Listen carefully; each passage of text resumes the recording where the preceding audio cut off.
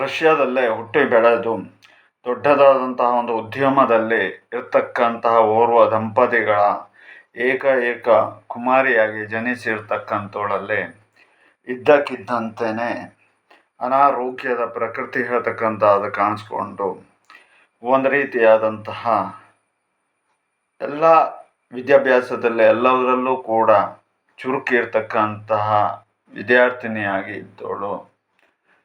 ಅವಳ ಒಂದು SLC ಅಂತ ಹೇಳ್ತೇವೆ, ಆ ಒಂದು ಹಂತದ ಆದ ತಕ್ಷಣದಲ್ಲಿ ಆಕೆ ಡಿಪ್ರೆಷನ್ನಿಗೆ ಒಳಗಾಗ್ತಾಳೆ.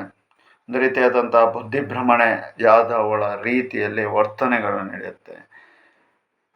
ವಿಜ್ಞಾನ ಲೋಕಕ್ಕೆ ಒಂದು ರೀತಿಯಾದಂತಹ ಸವಾಲು ಎದುರಾಗ್ತದೆ.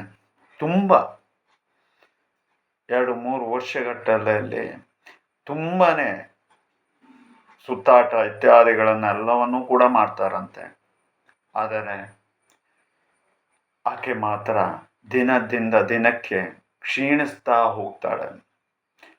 ಆ ಒಂದು ಸಮಯದಲ್ಲಿ ಅಲ್ಲಿ ಇರ್ತಕ್ಕಂತಹ ವ್ಯಕ್ತಿಗಳು ಯಾರೋ ಓರ್ವರು ಭಾರತದಲ್ಲಿ ಹೋಗಿ ಭಾರತದ ಕೆಲವು ದೇವಾಲಯಗಳೆಲ್ಲವೂ ಇದ್ದಾವೆ, ಅಲ್ಲಿ ಎಲ್ಲ ಸಂಚಾರವನ್ನು ಮಾಡಿ ಒಂದು ಯಾತ್ರಾ ರೀತಿಯಲ್ಲಿ ಮಾಡಿಕೊಂಡು ಬನ್ನಿ, ನಿಮ್ಮ ಮಗಳು ಸುಧಾರಿಸಬಹುದು ಅಂತ ಹೇಳುವುದಾಗಿ ಅವರು ತಿಳಿಸ್ತಾರಂತೆ. ಆಗ ಇವ್ರಿಗೂ ಏನಾಗುತ್ತೋ ಏನೋ ಗೊತ್ತಿಲ್ಲ, ಎಲ್ಲ ತಯಾರನ್ನು ಮಾಡಿಕೊಂಡು ನಮ್ಮ ಭಾರತದಲ್ಲಿ ಎಲ್ಲ ಭಾಗದಲ್ಲೂ ಕೂಡ ಸುತ್ತಾಗ್ತಾ ಬರ್ತಾ ಇದ್ದಾವಾಗ ಓರ್ವ ವ್ಯಕ್ತಿಗಳು ನೋಡಿ ತುಂಬ ನೋವಿನಿಂದ ಹೀಗೆ ಒಬ್ಬರಿದ್ದಾರೆ, ಅಲ್ಲಿಗೆ ಹೋಗಿ ನೋಡಿ ಅಂತ ಹೇಳೋದಾಗಿ ಹೇಳ್ತಾರಂತೆ.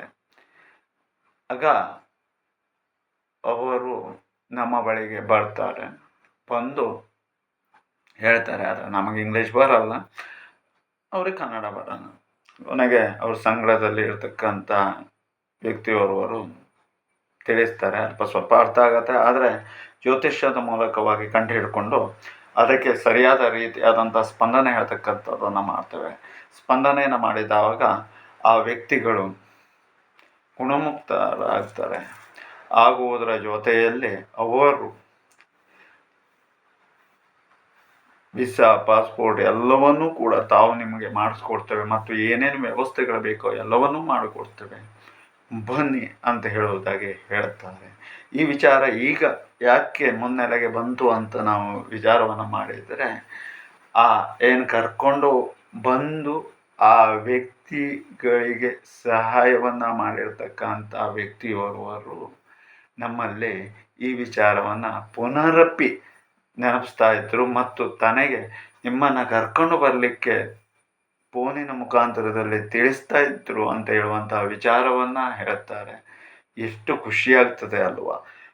ಈ ರೀತಿಯಾದಂತಹ ಒಂದು ಅದ್ಭುತವಾದಂಥ ಶಕ್ತಿ, ಮಂತ್ರಶಕ್ತಿಯಲ್ಲಿ ಇರುವುದಕ್ಕೆ ನಾವೆಲ್ಲರೂ ಕೂಡ ಧನ್ಯರಾಗೋಣ.